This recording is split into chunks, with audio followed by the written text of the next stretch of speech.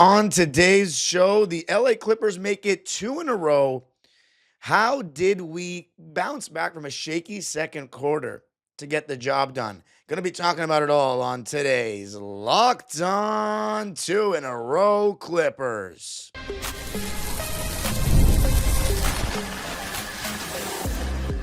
You are Locked On Clippers, your daily Los Angeles Clippers podcast, part of the Locked On Podcast Network. Your team every day. Yes, sir. You are locking in with the Clips. Thank you for making Locked On Clippers the first listen of your day. Your team every day. I'm your host, Darian Vaziri, born and raised in LA. Been a Clipper fan for 21 years. Been covering the team on my own YouTube channel, Dime Dropper, for 6 and 4 right here on the Locked On Podcast Network. Your team every day. Make sure you subscribe and hit the notification bell so you know every single time we post a video. And of course, you can listen wherever you get your podcast. This episode is brought to you by Game Time, America's the best place to get great deals last minute on tickets. Download the Game Time app, create an account, and use code LOCKEDONNBA for $20 off your first purchase. All right. So, Clippers Blazers, our second home game of the season. I had an AAU tournament, so I was not able to be there. And I've also, if you've noticed, I've been dealing with somebody hacking into my Twitter. So I have not had access to my Twitter, unfortunately. So if you need to reach out to the @LockedOnClips Twitter or me on Instagram. But let's talk about how we were able to win this game. And it started with taking better care of the basketball. Also the performances of our big three, Ivica Zubac, Kawhi Leonard, and James Harden. And then some really big contributions from some role players like John Collins and Nicholas Batum in the fourth quarter. But this was a very interesting game. We knew going into it that we were playing a younger, more athletic team in the Portland Trailblazers. And we obviously had a lot of problems with Utah on Wednesday night. Their speed, their athleticism, their youth, they made us look old and slow. So we knew that, the same scouting report is going to exist for every single one of these younger, faster teams where they're going to try to get into us and really push pace off of misses. And for the first time this season, we actually got off to a good start. We were knocking down shots. And by the way, Bradley Beal missed the game with a lower back soreness. So remember, we have to be very prepared for Bradley Beal to miss games because he's not been the healthiest player the past couple of seasons. He's missed 29 games in each of the last 2 seasons. But that's okay. That's why we have the depth. We have Bogey, who came in and didn't come off the bench for him. He started instead of Beal. So you're clearly seeing what Ty Lue wants out of that spot. He wants another floor spacer, another shooter. I thought we would start John Collins instead. So let me know, Clipper Nation, what you think of that decision. Obviously, it didn't end up really mattering much because we won. But in the beginning of the game, it was great to see Kawhi aggressive early. Something I've been calling for a while is we start games getting Kawhi going early. Not Harden pick and roll with Zoo as much, but Kawhi, because he's our best player. And I love the way he came out. And as far as Zoo, he's looked a little bit below his standard the first 2 games, but this game was a real bounce back to what we're used to seeing from him. He had 2 blocks really early in the game and help, which were very impressive, and just the Ivica Zubac that we know. And so we led 34-23 after the first. I thought James Harden also looked really good, getting downhill, making plays, scoring the basketball, assisting the basketball. And we held Portland to 30% shooting in the first. And the thing about this Portland Trailblazers team is their defense is going to be their strong suit. They've got guys, they have a lot of length, a lot of size, a lot of athleticism with guys like Toumani Camara, Drew Holiday, Shaedon Sharpe, Donovan Clingan at the rim. Denny Avdia is a big body. Their smallest guy in their starting lineup is Drew Holiday, who's a big guard. So they're not going to be any slouch to score on. And then coming off the bench, they've got some dogs as well. But offensively, that's going to be their struggle. Who is their go-to guy? Is it Shaedon Sharpe? Is it Denny Avdia? Is it Drew Holiday? That's something that they don't really have. So when you look at the game, you can make the argument that our 3 best players are better than their best player, which is why we need to win against teams like that. As good as they are, as improved as they are, we are the favorite because of our offensive disparity with them. So I thought in the first quarter we played pretty standard defense, nothing too crazy. Obviously, I thought Zoo did a good job, protecting the rim. I thought Kawhi Leonard and Derrick Jones Jr. were alert. but it's mostly that they're just not great offensively. But in the second quarter, the game completely turned on its head, and the Blazers started putting a ton of ball pressure on us. We started turning the ball over left and right with some careless passes, but also I think we were just startled by how aggressive they were. Three different players got straight up ripped on our team in that second quarter. One was John Collins, the other was Derrick Jones Jr., and the other was James Harden, who never really gets the ball stolen from him like that. So they all led to buckets, and when we were turning the ball over and missing shots, it was very clear what the intention from the Blazers was: push the pace, run these guys out the gym. And when we turned the ball over 8 times in that second quarter, it accounted for 19 Portland Trailblazer points. And before you knew it, after being up by 11 after the first quarter, 34-23, we were down by 10 points. They went on a 23-2 run. And it wasn't just turnovers. We were also kind of ice cold. Kawhi started really, really well in the first quarter. And then in the second quarter, he was just 1 for 6. So he went cold. We were 1 for 6 from 3. And there was a stretch where I thought we were a little 2-3 happy when we were in a drought. And Portland just ran it up. I mean, that Blake Wesley guy, he came in and was putting on tons of ball pressure. And they were just turning up on us for a second. They led by as many as 12 points in this game. And we somewhat weathered the storm a bit towards the end of the second quarter with Ivica Zubac. He had a nice floater, a little jump hook, and then some free throws to weather the storm. But we got outscored 37-21 in the second quarter. And a lot of it was just not taking care of the ball. And that's going to be the key for this Clipper team. If there's anything you want to take away from this, it's we need to take care of the ball, because the second we give up the ball, and also, it's not just taking care of the ball. It's very important that we're a good offense this year, because our transition defense is going to be worse than last year. We're not going to have Derrick Jones Jr. and Chris Dunn in the same lineup as much. Kawhi Leonard is very good in the half court, but transition defense, he can be a little lazy getting back. James Harden, these first 3 games, I'm going to sing his praises in the next segment because he's been awesome offensively. But defensively, he's been atrocious, in my opinion, in every single game. I thought yesterday he wasn't necessarily atrocious, but he's not good. He's getting blown by left and right. He's getting a couple steals occasionally. But even the James Harden from the last 2 seasons, we've seen a little bit more defensive effort. He's just standing straight up, getting blown by, and in transition doesn't even put any effort on that end of the floor. So it's kind of like having a liability on defense, truly, these first 3 games. And that's just me being honest, and I feel like I would not be being an accurate host if I didn't say what I'm seeing with that. However, so the point is, we cannot be careless with the ball, because when we are careless with the ball with these younger teams, we're going to get run out the gym because are not getting back, and we're slower than everybody else because we're old. So we went into halftime down 60-55. But in the second half, I thought we did a much better job of taking care of the basketball. And it starts with James Harden.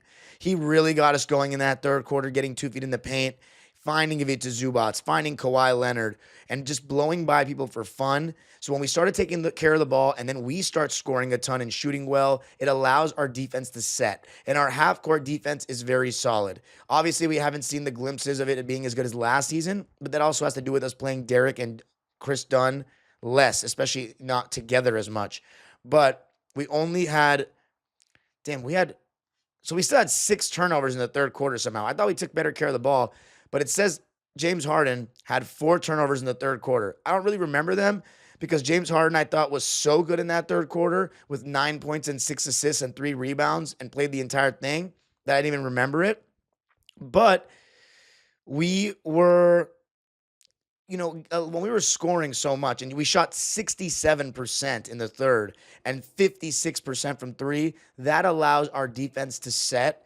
And now you have to beat our set defense, and Portland's offense is not good enough to beat our set defense. So in Portland's case, they went from having a really good second quarter where they shot 50% on threes and had 12 free throw attempts. That's another thing. We were struggling to guard without fouling in that second quarter, particularly Chris Paul. But then the third quarter, they kind of came back to earth and only shot 29% from the field in that one, which set us up for a nice fourth quarter. Because in the third quarter, we outscored them 32-22. Then the fourth quarter was pretty even. We just outscored them 27-25.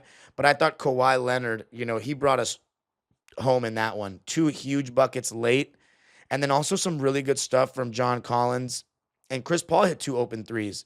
So the main key was taking care of the ball. We take care of the ball, we start to make shots again, we allow our defense to set. Now we're not letting younger teams like Portland get in transition. So really solid win. A little bit of resilience shown there. We were down by double digits, and we came back and answered really well, and we got some really good performances, particularly from our big three. So coming up, going to be highlighting the performances of our main men.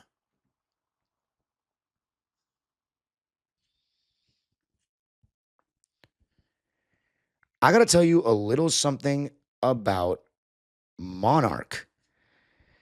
Let's be honest, most of us can't even name all our financial accounts, let alone what they're worth.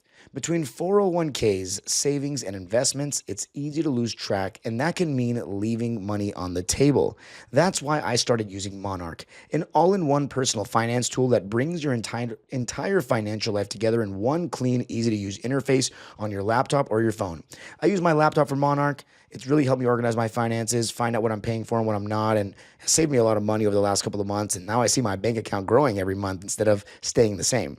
Don't let financial opportunities slip through the cracks. Use code LOCKEDONNBA at monarch.com for 50% off your first year. That's monarch.com, code LOCKEDONNBA for half off your first year. I got to tell you a little something about Game Time. Basketball season is officially here, and nothing beats being in the arena for those opening games. I can tell you from experience, but let's be real. Getting tickets can be a total headache. Between waiting in queues, surprise fees, and prices that jump right before checkout, it's easy to get frustrated when all you want to do is cheer on your team in person. That's where Game Time comes in, the app that gives fans the advantage. It's your ultimate life hack for scoring amazing NBA tickets fast, easy, and stress-free. So depending on what team, of course, if you're a Clipper fan, you probably have better accessibility to tickets and better pricing. But if you're a fan of another team, Game Time is even better because I don't know what these prices are around the country. And I used Game Time last year for the Clippers. I used it for the Dodgers, and I got pretty solid deals, especially for last year's NLCS Game 1. By the way, shout out to the Dodgers, 1-1. Take the guesswork out of buying NBA tickets with Game Time. Download the Game Time app, create an account, and use code LOCKEDONNBA for $20 off your first purchase. Terms apply. That's code LOCKEDONNBA for $20 off. Swipe, tap, ticket, go.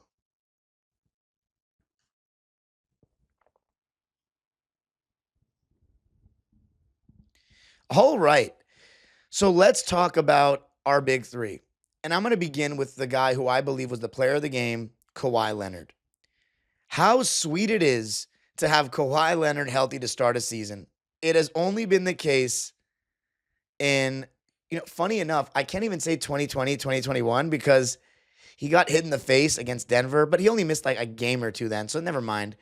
So in I guess 4 of the 6 seasons, this is 7 seasons because 2022 does count.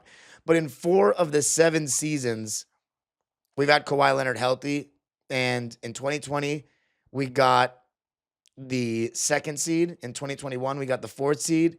And in 2024, we got the 4th seed. So every season Kawhi has stayed healthy or has started the season healthy, we have gotten home court advantage in the first round. So hopefully that will be the case again this year. He started out playing in the Utah game like a player that I don't even recognize. But these last 2 games has been the Kawhi Leonard that we, expect on a nightly basis. And I thought he was truly phenomenal in this game. 30 points, 10 rebounds, 4 dimes, 2 steals, 2 turnovers.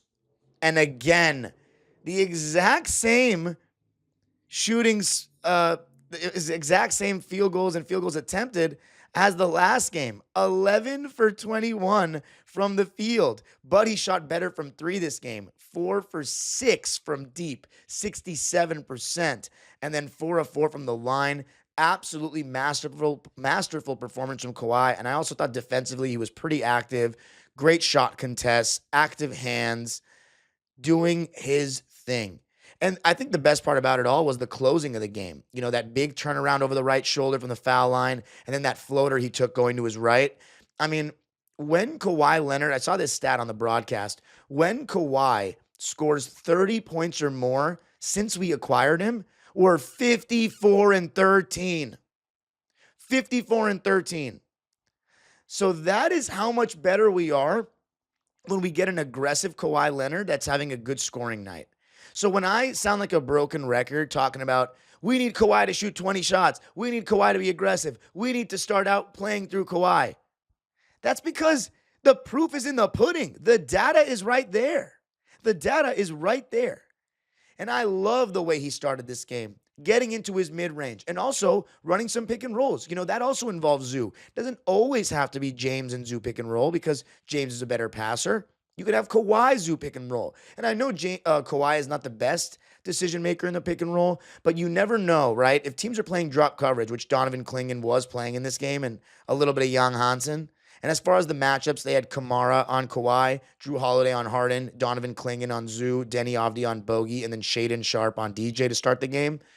If you are playing drop coverage against Kawhi, your point of attack defender better be staying attached to him coming off the screen, and your big man better be taking a step, better not be dropping too deep, because if Kawhi's walking into pull-up jump shots, you are basically committing suicide as a defense, and that's what we were seeing early. So Kawhi got going right away, and then it just kind of continued. Obviously, he cooled down in the second quarter, but in the third quarter, he had 3 threes. One of them was a step back. And by the way, in the second quarter, he was playing with the bench, same rotation as last game. He didn't touch the ball for the first 2.5 minutes of the quarter when Chris Paul, John Collins, Chris Dunn, and I'm forgetting one of the guys that was out there with him. Chris Paul and then Lopez were out there with him. He didn't touch the ball for the first 2.5 minutes. So that was a little bit questionable. It might have cooled him down a bit. But 3 Kawhi threes in the third. And then, as I said, in the fourth quarter, big buckets late. So I was just really happy to see his aggression, 30 points, and 20-plus shot attempts again. And I love that. He should be averaging 18 to 20 shots per game. And that's going to be better for the team. And then as far as James Harden, I thought a very masterful performance offensively yet again. Tons of great stuff in the pick and roll with Zoo. And I thought the third quarter, though, was really where he played the whole first and third. I thought the third quarter was really where James Harden turned the game around for us.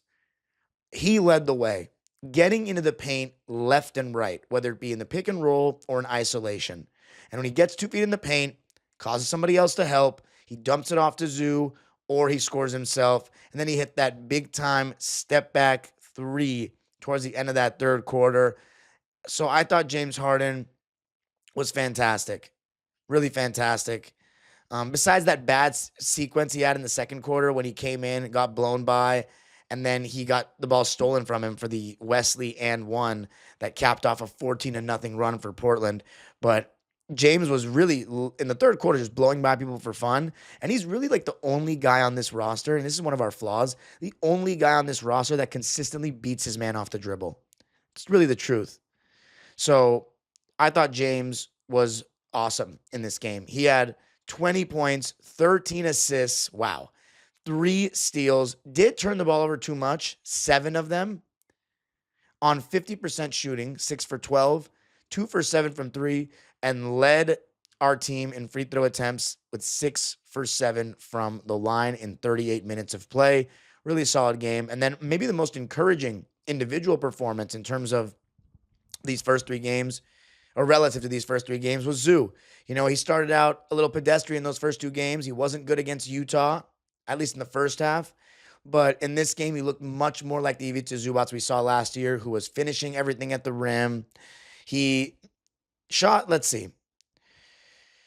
9 for 14 in this game, and a couple of those misses were tip-ins early in the game in the first quarter, but a couple of huge jump hooks, push shots, and dunks. I love when Ivica Zubac just throws it down with authority, and he did that a couple of times in this game, in addition to looking like himself defensively as well with his big-time blocks. So Zoo, and in that second quarter, when we hit a wall, he was the one that had a couple of buckets that got us back, got us back scoring the basketball and ending the half with some momentum. So I really liked what I saw from Zoo in that 11-2 run in the third quarter that we had to tie the game at 68.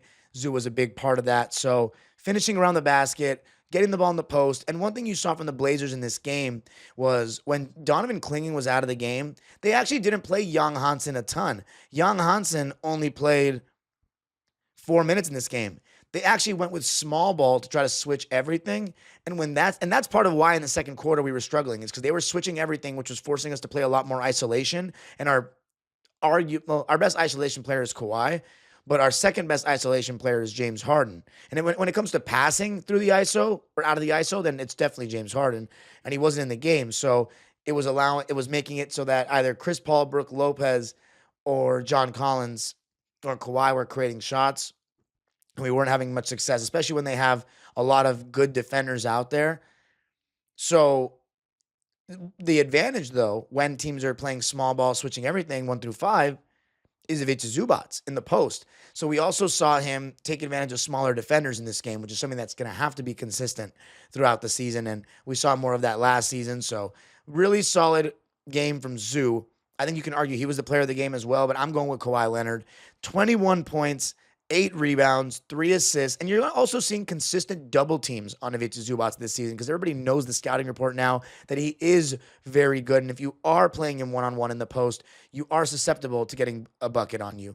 So 21 points, 8 boards, 3 assists, 2 blocks, just 1 turnover on 9 for 14 shooting. And how about making all 3 of his free throws? You love to see that. So it all starts with those 3 guys for us. You know what I'm saying? Kawhi, James, and Zoo. If they all play well on the same night, it's going to be hard to beat us. Credit to Portland, though, for making it competitive. But we win it 114-107 to get our second win in a row. And how about staying undefeated at the Intuit Dome? Unlike last year when we lost our first 2 games at home, our first 4 games at home, I should say. Did I say our last 2 games at home? I meant last year we lost our first 4 games at home. 2-0 to start this year. We were 30-11 last year at Intuit. And the crazy part is, after we started 0-4, we went 30-7 the rest of the way. So shout out to the Wall, shout out to the Swell, the people that make it happen. I wasn't able to be there last night. Hey, but my team did win 2 championships, my club team. So, I mean, if we're going to sacrifice the Clipper game, we better be getting some hardware. So shout out to all my players, man, putting in the shift this weekend. But coming up, going to be talking about some rotation things and also the impact of our role guys. I got to tell you a little something about FanDuel. The NBA is back, and there's no better place to get in on the action than FanDuel, the official sports betting partner of the NBA. Even if you missed the start of the game or want to ride the hot hand, FanDuel has live bets on everything from who will score next to fourth quarter comebacks. Plus, you can even combine your live bets into a same-game parlay for a shot at a bigger payout. It keeps every game exciting, especially when your team is making that late push. And right now on FanDuel, I'll tell you, we've got some interesting odds. Let's just look right now at the championship odds. We got the Oklahoma City Thunder, of course, leading the way, followed by the Denver Nuggets, the Cleveland Cavaliers, the New York Knicks, and then both LA teams right after, with the Clippers and the Lakers at even odds, plus 1,900. So fifth of the championship odds. If you're feeling good about us, go bet right now, because I think the more games we win, it's not going to be as big of a payout. So right now is the time.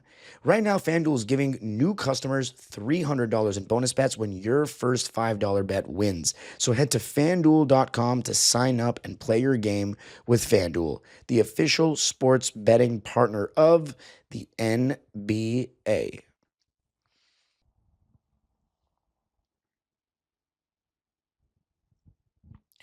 All right, Clipper Nation. Solid win against a gritty Portland Trailblazers team who made life extremely tough for the Minnesota Timberwolves on opening night and got a big-time win over the undefeated at the time Golden State Warriors. So not an easy game. I actually think this was a very solid win. I think Portland is going to finish, if you looked at my season predictions video on Dime Dropper, I predicted Portland to finish above Phoenix. So I think, and Utah. So I think out of the first 3 games, Portland's the best team we've played. But I don't think any of those 3 are going to make the play. And I think I might have had Portland 11th. So or 10th. I can't remember off the top of my head. But here's the thing. As I said, lighter schedule to start the season. We need to go at least 7-3. We haven't played. We need to win one of the games that I said we were going to lose. So maybe Golden State, OKC, we get a win there. I think Golden State is a good matchup for us because they're older too. But anyway, let's talk about some other things that happened in the game. As far as our matchups, we had Bogey guarding Drew Holiday, James Harden on Tamani Kamara, Kawhi on Denny Avdia, Zoo on Donovan Clingan, and DJ on Shadon Sharp. John Collins. I am a big fan of having John Collins in a Clipper jersey, man. He came in immediately and had a beautiful up and under, a breakaway dunk off of a Harden steal, and then a tip in. And knocked down an open three. He's one of the only players on this team in these first 3 games that's consistently boxing out. The rebounding, I think, has not been good enough for me in these first 3 games.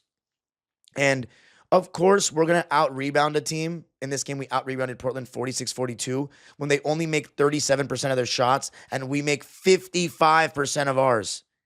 Damn, 55% shooting is really good. Of course, you're going to get more rebounds, but we're not doing a good job boxing out. You know, here's a glaring statistic for you. We had 7 offensive rebounds in this game. They had 18. So we're not doing a good enough job boxing out on the defensive glass. That's been a theme in these first 3 games. So that's very, very, eventually the data is going to make its way to these other teams, and they're going to all be like, the scouting report on the Clippers is to crash the offensive glass because they don't box out. But John Collins does, and I'm really happy with what I'm seeing from John. My only criticism is in the first half. I mean, he turned the ball over twice, but whatever. My only criticism, though, is that in the first half, he only played 10 minutes. I was like, he should be playing more. And again, that goes into the starting lineup. It was honestly 9.5 minutes, for being exact. That honestly goes into the starting lineup conversation. You know what I'm saying? If he starts, he just inherently plays more minutes because he's starting both halves. So another thing for the comment section to talk about, and for us to continue to monitor as things go on. But he was closing the game, which is more important, and he made some solid plays late as well, whether it be rebounding or finishing around the basket or getting fouled. So really good stuff from JC. I'm happy to have him in this uniform. So he finished with 16 points, 6 rebounds, 1 assist, 2 steals. He did have 4 turnovers, though, which is too much for him. On 7 for 8 shooting. Made his only 3, and he made his only free throw. But 7 for 8 and 16 and 6 off the bench in 26 minutes. Great production from John. He was our leading minutes getter off the bench, and he played more minutes than 2 starters, Derek Jones Jr. and Bogdan Bogdanovic. So it wasn't too bad. The fact that he got a lot of minutes in the second half, I'm fine with. So I'm not going to be too critical. It's just that he should be around 26 to 30 minutes potentially a game, just given the way he's playing in these first 3. I've been very happy with the way he's playing. And then Nico Batum, it might not be a gaudy stat line for him, just 3 points, 3 rebounds, 1 assist on 1 for 3 shooting, and all his shots were threes. But where you really got to look at is the stocks category, as they say. 3 steals and 2 blocks and some really solid defense in one-on-one man-to-man coverage. There was one play where he was just locking up one-on-one and forced, I forget who, to throw the ball to the backcourt. And Jim Jackson immediately started singing his praises in the broadcast. I mean, this guy is just the ultimate utility man. And that is why I was saying he should not be the one DNP'd. I know he's the oldest, and I know he's the most team player, willing to sacrifice kind of a guy, but he's just too good to be getting benched. You know what I'm saying? He's just too good. There's no matchup dependent thing where it's like, oh, Nico's better not to play. Nah, everyone in the league wants a 6'9" wing that can switch 1 through 4 and make his open threes and makes all the right decisions and doesn't do too much offensively. Anybody would take somebody like that. So another really solid game for Nico, who I thought made some big plays late in the game, including in the third quarter where he had that high-low action of Zoo where he flashed the foul line and lobbed it up over the top when they were fronting Zoo in the post. And then that chase down block. Oh my God, those just get me hyped. And then let's talk about some of the other guys. On a more negative note, Bogey. I thought he didn't give us anything. bad defense, getting scored on, getting blown by. In the first half, he was literally just doing cardio and just spacing on offense, but not doing anything. Then in the second half, it had been 3 quarters and he did not shoot. And Brian Seaman was like, Bogey's never shot less than 3 shots in a game. And then he just guns a three that was nowhere close, gets his offensive rebound, shoots it from the foul line, and it's way long. And then he finished 0 for 4 and had a donut to go along with 5 rebounds, 1 assist, and 5 turnovers. He had 5 turnovers and 0 points in 24 minutes on 0 for 4 shooting and 0 for 2 from 3. And here's the thing. I like Bogey, not trying to sound malicious or anything like that, but I'm just saying that I feel validated a little bit more in my take that he's the 11th best player on this team. And that's not a knock because our other 10 guys are really, really good. But he's a very serviceable replacement for Beal. I just don't think he should be starting. But I think maybe Ty Lue's afraid that we're going a little too small and weak defensively in that second unit, which brings me to Chris Paul, who I can't lie, love him to death, made 2 big threes in the fourth, but he looks slow and old, and he is. Teams have the scouting report on Chris. Pick him up full court. He's not blowing by anyone, and this has been the biggest issue for Chris, mainly in his post-Houston days. When teams switch everything 1 through 5 with him, his offensive advantages that he creates get negated because now he needs to break guys down off the dribble. And he's not doing that like back in the day. When we had him the first time, if people are switching 1 through 5, it's like, all right, you want to put your center on me? I'm going to cook you and put you in a mixtape. He would be throwing the ball through dudes' legs. He would throw the ball through Chris Bosh's legs, and Chris Bosh was mobile. So it's a different Chris Paul now. And it's not even just that. Defensively, he can't move. I've always thought this, and this might be a hot take, but it's not if you really watch Chris Paul, and I feel like I have a PhD in CP3. He's never been the best laterally to me. I think he's good laterally. He's strong. He has some of the best hands in NBA history, and he's super intelligent defensively. Like, he knew back in the day where guys were going to turn and did an amazing job of coming from behind when they took their eyes off him to get a steal and knowing where plays were going and being able to anticipate those actions. But he used to get destroyed by quick guards like Russell Westbrook or Steph Curry or even Jeff Teague. If anybody goes back and used to watch, Jeff Teague used to give him the business. So that's never been his strongest suit, and it's never going to be now. There was one time we scored in this game, and then Drew Holiday just started sprinting down the floor and just blew by him like super easily. And Drew Holiday's like not super quick anymore either, but he looks young as hell compared to Chris. So if teams switch everything, and that's going to be the counter. But see, if teams are going to switch everything, then we should mismatch hunt with Kawhi. That's the whole point of staggering him with the second unit. So CP3, he finally got his first field goal in a home game for the Clippers again. He had 6 points on 2 for 4 shooting, and all his shots were threes. 1 rebound, 2 assists, no turnovers. So that's where Chris Paul's huge, to not turn the ball over. But it was a James Harden kind of game, So James got 38 minutes. Chris Paul got 11 minutes. They shared the court for like a minute. So, and I think that the coaching staff feel the exact same way that I do, that there's no point of having both of them out there together. This is definitely going to be Chris Paul's least involved season on whatever team he's been on. And that's okay. I think he's very accepting of that. Right now, if you look at his minutes per game, he's only averaging 15 minutes a game. The lowest amount of minutes he's ever averaged was 26 with Golden State. He's not going to get 20 minutes a game this year. And that is what it is. Unless James gets hurt for some reason. And honestly, I was a little bit more confident. Like, if James gets hurt, we'll be fine. Because Chris Paul, not as much. However, if Chris is starting with Zoo, then teams can't switch 1 through 5 because then we can just feed Zoo in the post. But anyway, rotation-wise, it was the same thing. We brought in the bench guys with James Harden. And then to start the second quarter, we had CP3 and then Kawhi came in. So we did not go with a total bench unit. Brook Lopez, a little quieter game from him. He had 5 points and 3 boards, but he had 3 blocks, which was awesome to see. Love having 2 rim protectors, man. No turnovers on 2 for 5 shooting and 1 for 4 from deep.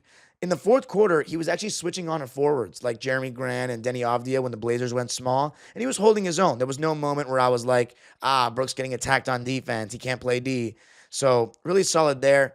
And then I also thought Chris Dunn, he's off to a pretty good start to this season from an offensive perspective, shooting the ball efficiently. 9 points, 2 rebounds, 1 assist, 1 turnover on 4 for 6 shooting and 1 for 3 from deep. Had 2 really nice floaters in the second quarter that were basically self-created. So when Chris Dunn is scoring the ball efficiently, that makes the Clippers an extremely dangerous team. But I think the overall takeaway in this game is that the Clippers' offense is going to be more important than ever this season, because when we don't score or we are turning the ball over, teams are going to push, and our transition defense is going to be very suspect. Harden does not run back in transition. Kawhi is a little bit, can look like he's kind of slower getting back. Zoo is a big body. You don't expect your center to sprint back. So it puts a lot on guys like Derek and, I think John Collins, but John Collins isn't starting. So Beal, I don't know about his defensive effort in transition. We're just older. So teams that the book is going to be out on us to push the pace off of misses. So that is going to be the case, but we did win the game and I am very happy about that. Shooting 55% from the field, 39 from 3, and how about 93% from the free throw line? I think that is a great statistic. And Derek Jones Jr., that's the last player I haven't mentioned. More of a quieter game, but defensively still really good. 4 points, 2 rebounds, 1 steal, 1 block, 2 turnovers on 2 for 3 shooting and 0 for 1 from 3. At the end of the day, I'll take the efficient shooting. But by the way, 24 turnovers and we still won the game. That tells you how bad Portland was offensively. And I want to say that we were good defensively, but they just don't have many guys that are going to scare us on the defensive end. You know what I'm saying? So 24 turnovers and you still win a game. That's definitely something you got to clean up. But we'll take the win, 2-1. And we're going to have the next episode, I'm going to be talking about the starting lineup conversation because I think it's an interesting one to have. You can follow, by the way, sorry about how late this episode came out. Again, I know I've apologized for that 2 straight days. But it was the AAU tournament this weekend, and my Twitter getting hacked. I couldn't even finish the game last night. I came back home and I could not even watch the full game. I fell asleep at halftime because I was so tired. I really apologize for the late episode. I'm also going to be going live on Dime Dropper on Monday to talk about this game as well. So tune into that if you want to interact with me a little bit more. But thank you all so much for the patience. I will try to be better. And most weekdays will be better. So you can follow me on Twitter and Instagram at Dime Dropper Pod. Subscribe to my own YouTube channel, Dime Dropper, for even more LA Clipper, LA sports, and NBA content. And Locked On Clippers is free and available wherever you get your podcasts, including YouTube. Let me know.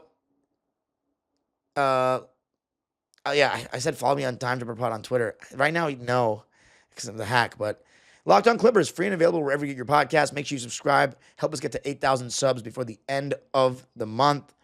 And of course, you can also listen wherever you get your podcasts. The age-old proverb continues. 2 in a row.